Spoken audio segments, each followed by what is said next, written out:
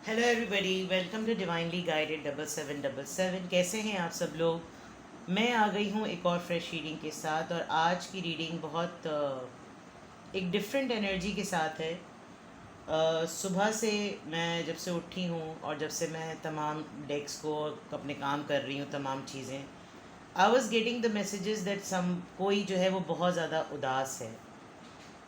अपने पार्टनर की वजह से है, आप खुद उदास हो रहे हैं, आप अपने पार्टनर को मिस कर रहे हैं या आपका पार्टनर आपको मिस कर रहा है, लेकिन एक सैड एनर्जी जो है ना वो रिसीव हो रही है। तो आई जस्ट थॉट कि फिर मैं रीडिंग करती हूँ और चेक करती हूँ कि आपके अंदर जो एक सैडनेस की डाउनलोडिंग हो रही है, क्या वो आपकी वजह से हो रही है या आप अपने पार्टनर की एनर्जी रिसीव कर रहे हैं। आप नो कांटेक्ट में हो, लेस टू नो कांटेक्ट में हो या कांटेक्ट में हो, बट देर इज़ समथिंग जो कि आपको सैड कर रहा है। और ये किसी भी वजह से हो सकता है, जो कि आपको ही अंदाज़ा होगा कि किस वजह से है। तो हम टैरो के थ्रू चेक करेंगे। कभी कभी इंसान कोई भी किसी भी दूर दुनिया के किसी कोने में बैठा हुआ उदास हो रहा होता है, तो फिर वो सोचता है कि मैं इस वक्त का अपना ये टाइम किसके साथ शेयर करूं, और ना चाहते हुए भी उसको आपका ख्याल एज अ दोस्त, as a lover, as a partner किसी भी फॉर्म में आ रहा होता है। कभी कभी घर में बहुत करीब के लोग भी बैठे हुए आपकी एब्सेंस को सेंस कर रहे होते हैं कि आप फिज़िकली तो यहाँ पर मौजूद हैं लेकिन मेंटली आप यहाँ पर अवेलेबल नहीं हैं। तो उस फॉर्म में भी इंसान जो है वो उदास हो रहा होता है। तो लेट्स सी के आप क्यों सैड फील कर रहे हैं, अपने पार्टनर की वजह से, किस वजह से, आपकी करंट एनर्जी में सैडनेस क्यों है। मुझे समझ नहीं आ रहा कि मैं इसका थंबनेल या टाइटल क्या बनाऊंगी, लेकिन मैं करंट एनर्जीज़ ही लिखूंगी, क्योंकि फिर आप जब रीडिंग को देखेंगे डीप डाउन तो आपको अंदाज़ा होगा कि मैंने क्या रीड किया है। चलिए, सबसे पहले आपकी करंट एनर्जी चेक करते हैं और फिर देखेंगे कि आप वाकई सैड हैं या नहीं। करंट एनर्जी, आपकी current energy, ace of swords, the death, the chariot, Cancerian, Scorpio, Libra, Gemini, Aquarius, and then king of wands. Yes, समझ गई मैं। एक चार्म, आप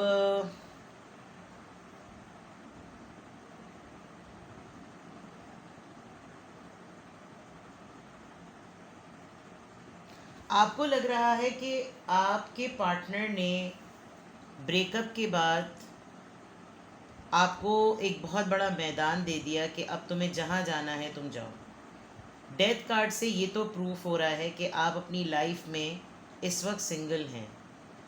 अच्छा, सिंगल जिस तरह से हैं, रिलेशनशिप स्टेटस के पॉइंट ऑफ व्यू से सिंगल हैं। मैरिड हो सकते हैं, कमिटेड हो सकते हैं, लेकिन जो रिलेशनशिप का स्टेटस है उसमें आपको मालूम है कि आप अपने मनपसंद इंसान के साथ नहीं हैं। हेड स्ट्रॉन्ग एनर्जी आप दोनों की है, दोनों पर्सन की। और आपकी एनर्जी में ये क्लियर नज़र आ रहा है कि शायद अब जाकर एक पर्सन ने ये एक्सेप्ट कर लिया है with the S of swords कि हाँ, सब कुछ हमारे दरमियान ख़त्म हो गया था, लेकिन ज़रूरी थोड़ी है कि वो दोबारा से शुरुआत उसकी ना हो। विद द डेथ कार्ड में ये देख सकती हूँ कि एक्सेप्ट कर लिया कि हम अब एक साथ नहीं हैं, एक्सेप्ट कर लिया अब हम दोनों के दरमियान वो चीज़ें नहीं हैं, लेकिन सोल अलग नहीं हो पा रही। 3-4 दिनों से आपको बहुत ज़्यादा फील हो रहा होगा कि आपकी तरफ एक ऐसी एनर्जी का लोड बार बार आ रहा है कि जैसे कोई आपको पुकार रहा हो, आपको ढूंढ रहा हो, आपको मिस कर रहा हो। और ये डेफिनेटली आपके पार्टनर हैं with the king of wands, because ये अपनी जगह, अपने थ्रोन पर, अपनी जगह पर, अपनी पोजीशन पर बैठकर, दूर से बैठकर आपको देख रहे हैं, और आप सिर्फ ये देख रहे हैं कि अब हमारे दरमियान सब कुछ ख़त्म हो चुका है, हमारे दरमियान कुछ भी नहीं था। लेकिन ये आपके किसी एक सिग्नल का वेट कर रहे हैं कि आपकी तरफ से विद द चैरियट कार्ड कोई एक डायरेक्शन का क्लू मिले, और आप अपनी पोजीशन, अपनी पावर को यूज़ करते हुए ज़रा सा कोई हिंट दें तो ये अपनी तरफ से कोई एक्शन करें। एक्शन अभी मैं मज़ीद देखूंगी। लेकिन करंट एनर्जी में एक उदासी वाली फीलिंग क्यों है? क्योंकि आपका पार्टनर, आपका पर्सन एक्सेप्ट करने के बावजूद भी यकीन की कंडीशन में नहीं है कि ये मुझसे दूर है। और कभी कभी जब बहुत ज़्यादा डीप डाउन इस चीज़ को वो सोचते हैं तो उनको ये होता है कि ऐसा कैसे हो सकता है कि ये मुझसे दूर हो जाए या ये मुझसे ताल्लुक़ ख़त्म कर दे। एक वो इंसान जो मुझसे एक हफ़्ते में या एक दिन में 3-4 दफ़ा मैसेज किए बगैर रहता नहीं था, और अब एक ऐसी नौबत आ गई कि उसको महीने हो गए कि उसने मेरी खैर खैरियत नहीं पूछी। ऐसा ब्रेकअप हुआ, क्या ऐसा दिल टूटा? और आपकी पोजीशन को इस ब्रेकअप के बाद इन्होंने बहुत ऊपर जाते हुए देखा। इन्होंने देखा कि आपने किस तरीके से अपना पॉइंट, अपना मुद्दा सामने रखा है, और आपने बताया है कि इस तरह के रिलेशनशिप में मैं जिस ट्रॉमा से गुज़रूं उस ट्रॉमा को मैं कैरी ऑन ना कर सकूं बिकॉज़ इससे मेरी लाइफ डिस्टर्ब हो रही है। तो जो तुम्हारी हरकतें हैं वो ये बावर कराएं कि हम दोनों एक पेज पर नहीं हैं, हम एक साथ नहीं हैं, तो मैं अपने मुंह से इस बात को एडमिट कर लूं कि हाँ, हम दोनों एक पेज पर नहीं हैं। ये चीज़ कहने का करेज विद द चैरियट आपने किया। आपने इस क्लैरिटी पे बात की, एक्सेप्ट कर लो कि अब हम ब्रेकअप में हैं, एक्सेप्ट कर लो कि अब हमारे दरमियान कुछ नहीं बचा, एक्सेप्ट कर लो कि अब हमारे दरमियान सब कुछ ख़त्म हो गया, and let me live and let your self live. खुद भी जियो और मुझको भी जीने दो। और जब आप इस फंसी फंसी कैफियत से निकले हैं तो फिर आपका बंदा थोड़ा दंग रह गया कि अबे भाई इसने तो कर दिखाया, और फ्यूरियस हो गए आप अपनी जगह पर एक लीडर हैं, आप अपनी जगह पर एक स्ट्रॉन्ग पर्सन हैं, आपके आगे बड़े बड़े लोग झुकते हैं, बहुत बड़ी बड़ी पावरफुल पर्सनालिटीज़ भी आपके कहने के बगैर काम नहीं कर सकती, जबकि कभी कभी उनको बिल्कुल उनकी इज़्ज़त नफ्स टकराती है, ठुकती है, लेकिन फिर भी आपकी पोजीशन ऐसी है। लेट्स सी मोर। किस बात से आपको सैडनेस फील हो रही है? किस बात से आपको उदासी महसूस हो रही है? किस बात से आपको उदासी महसूस हो रही है? 2 of wands, 7 of pentacles, night of pentacles, 8 of cups, 8 of swords. 8 किसी के लिए बहुत सिग्निफिकेंट है। अबंडेंस आने का साइन होता है, खुशहाली आने का साइन होता है। और हम रीडिंग कर रहे हैं उदासी की। आपको क्यों उदासी महसूस हो रही है? क्यों सैड हैं आप? देखिए, सबसे पहली बात तो ये कि आपने जो भी फ़ैसला किया वो अपने जहन के सुकून के लिए किया, और आपको ये यकीन था कि किसी ने मेरे साथ एसोसिएटेड होना होता है तो जिसने रहना है वो हर हालत में रहेगा। मैंने इस रिलेशनशिप में अपना 100% दिया, मैंने अपने इंसान को पूरी मोहब्बत दी, अपना सब कुछ दिया। और रिलेशनशिप में ज़रूरी नहीं कि उसका रिवॉर्ड शादी ही कर लेना हो।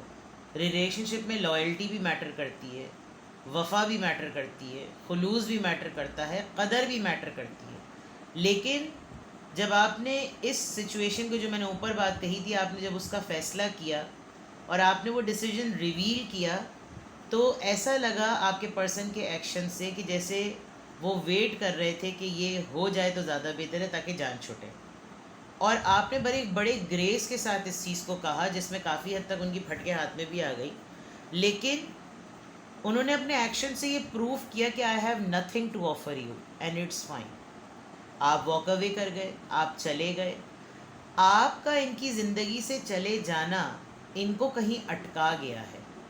अब कहीं दुनिया के किसी कोने में कोई बैठकर आपको मुस्तकिल सोचता रहेगा तो आप उसकी एनर्जी और उसकी वाइब रिसीव करेंगे, और उसकी ज़िंदगी का फंसावपन आप तक आ रहा है, इसलिए आप अपने अंदर एक उदासी महसूस कर रहे हैं। अब अगर ये कोई भी, जो भी इंसान है जिसको आप गेस कर सकते हैं कि अच्छा ये तो उसकी एनर्जी है, आप अगर गेस कर सकते हैं, तो अब उसको एहसास हो रहा है कि मैंने उसको इतनी आसानी से अपनी ज़िंदगी से जाने दिया, और अब उसकी एब्सेंस मेरे दिन का चैन और रात की नींद उजाड़ के रख चुकी है। मैंने जिन वजूहात की बिना पर उसको छोड़ने दिया, उसको जाने दिया, अब वही सोचें, वही मामलात घिर कर मेरे सामने आ गए हैं विद द 8 ऑफ सोर्ड्स। आप यूँ भी उदास हैं क्योंकि आपको अपने फ़ैसले पे भी ये है कि मैंने एक फ़ैसला तो कर दिया, अब मैं चाहूँ भी तो मेरा दिल नहीं चाहता कि मैं उसकी खैर खैरियत पूछूं कि कहाँ हो, क्या चल रहा है, कोई मसला तो नहीं। बिकॉज़ ये शायद आप आदतन ऐसे सेल्फलेस एटीट्यूड के मालिक हैं लोग आपके साथ बुरा करते हैं। आप हो जाने के बाद भी जब आप नॉर्मलाइज ज़िंदगी में होते हैं तो आपको लगता है यार चलो छोड़ो, जो हुआ था सो हुआ था, कम से कम ये तो पूछो कि ज़िंदा है या मर गया, क्या खैर खबर चल रही है। और वहाँ पर अगला जो होता है वो उस तरह के सेल्फलेस एटीट्यूड में होता नहीं जो कि यहाँ नज़र आ रहा है। तो फिर आपका कांटेक्ट करना आपकी सेल्फ रिस्पेक्ट को रौन देता है, क्योंकि दूसरा समझता है कि इनकी तो आदत ही यही है, बातें बड़ी बड़ी करना और फिर जो हरकतें वही करना कि पीछे लगे रहना। तो वो चीज़ आपको ख़ुद भी इरिटेट कर रही है कि यार नहीं, अब की दफ़ा नहीं, हो शायद आपने अब की दफ़ा करके भी देखा है। अब की दफ़ा आप इतना लोगों के पीछे चेज़ नहीं करते, क्योंकि पहले चेज़ करते थे तो कौन सी इज्जत मिल जाती थी, चाहे लवर हो या कोई और भी हो।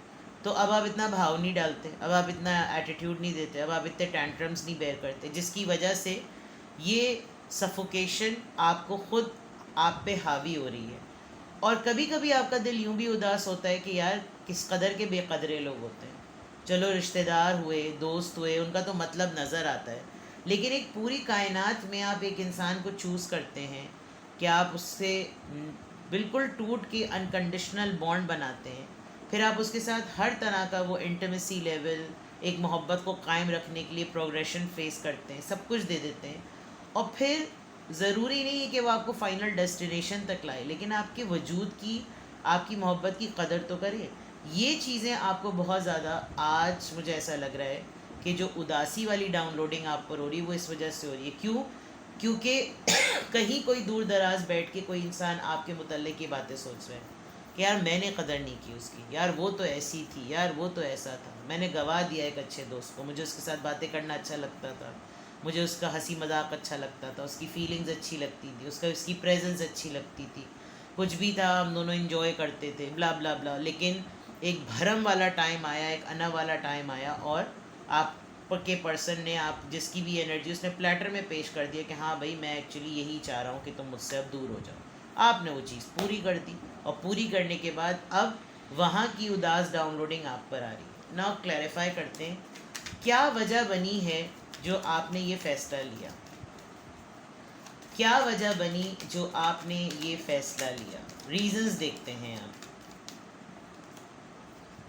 एस ऑफ कप्स, मैंने कहा था आप एक बड़े सेल्फलेस पर्सन हैं। कैंसर, स्कॉर्पियो, पाइसिस यहाँ पे बहुत स्ट्रॉन्ग है। पहले मैं सारे कार्ड्स निकाल लेती हूँ। 4 ऑफ सोर्ड्स,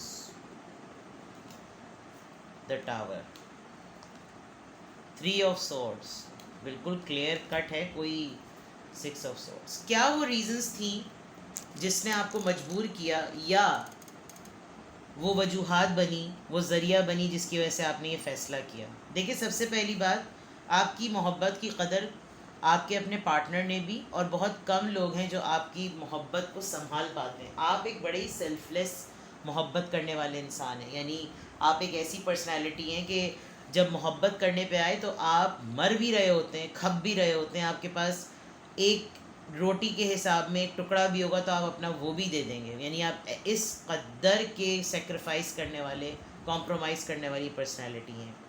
वजह क्या बनी?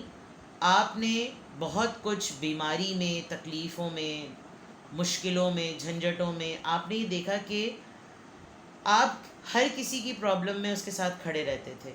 आप अब लोगों को अलाउ करते थे कि come and talk to me, I am there for you, किसी चीज़ की ज़रूरत हो बात करो। लेकिन एक वक्त आया जब आप भी बीमार पड़े, आप भी अकेले हो गए, आपकी भी सोचें आप पे हावी हो गई, लेकिन जिन वजूहात की बिना पर वो और मज़ीद बिगड़ी और मज़ीद उसकी वजह से लड़ाइयाँ हुई, वहाँ आप तन्हा थे।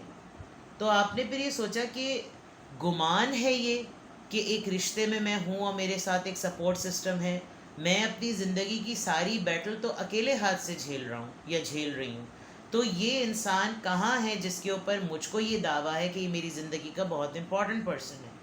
और फिर सबसे बड़ी बात कि जब आपने इसको फाइनली डिसीजन की फॉर्म में किया, यानी में आपने ये फ़ैसला क्यों है, क्योंकि आपको बहुत अरसे बाद ये बात पता चली कि आप तो उल्लू बन रहे थे, आप तो थर्ड पार्टी में थे। आप थर्ड पार्टी में होते हुए जो शुरू में राग अलापे गए, उसमें तो आपको बहुत अरसे बाद जाके पता चला कि अरे भाई ये तो सिनेरियो ही कुछ और है, मैं तो हुई नहीं इसकी ज़िंदगी में, इसकी ज़िंदगी में तो ऑलरेडी कोई और है या पहले से कोई और था। मुझे थर्ड पार्टी के तौर पर एक बना दिया गया, एक पंचिंग पिलो, मुझ पे आके, क्यों? क्योंकि मुझसे हो गई अट्रैक्शन, क्यों? क्योंकि मुझसे हो गई मोहब्बत, क्यों? क्योंकि मुझे लगा कि मैं बिल्कुल कंपैटिबल पर्सन हूँ। लेकिन संभालने वाली बात भी तो बहुत ज़रूरी है। देन यू डिसाइडेड कि आपके लिए आपकी ज़िंदगी का सुकून और आपकी मेंटल हेल्थ, आपकी फ़िज़िकल हेल्थ, आपके जहनी तनाव, ये सब चीज़ें बहुत इंपॉर्टेंट हैं। And then you started moving towards peace of life. आप अपने ज़िंदगी के पीस के लिए आप मूव करना शुरू हो गए। ये वजूहात बनी जिसकी वजह से आपने ऊपर वाले फ़ैसले किए। टावर मोमेंट आया, झगड़ा देखा, लड़ाइयाँ देखी, उन लड़ाइयों में, उन बैटल्स में अकेले अपने आप को देखा। ऐसे रिश्ते जो दावे करते थे कि अरे तुम एक आवाज़ देना, हम सब कुछ छोड़ छाड़ के तुम्हारे पास आ जाएंगे, लेकिन ऐसा कुछ नहीं हुआ। जब वो वक्त आया, जब वो मुश्किलें आईं, जब वो परेशानियाँ आईं, तो आप with the four of swords उन तमाम बातों को अपनी तरफ झेल रहे थे और आपके अंदर इतनी ताकत भी नहीं थी कि आप अपने डिफेंस में कुछ बोलें। लेकिन कुछ कर्म ऐसे रहे जिसकी वजह से आपके ज़िंदगी के वो मसले निकल गए। And then you realize that being a third party is about being in no party. दिल टूटा है आपका बहुत बुरी तरीके से। ये जो 3 कार्ड्स हैं ये एक्सट्रीमली हैवी हैं, जिन्होंने आपके गुमान को यकीन में बदला कि यू आर वर्थलेस, आपकी कोई अहमियत नहीं है, आपकी कोई औकात नहीं है। And then when you accepted, when you witnessed, you decided fine, it's done.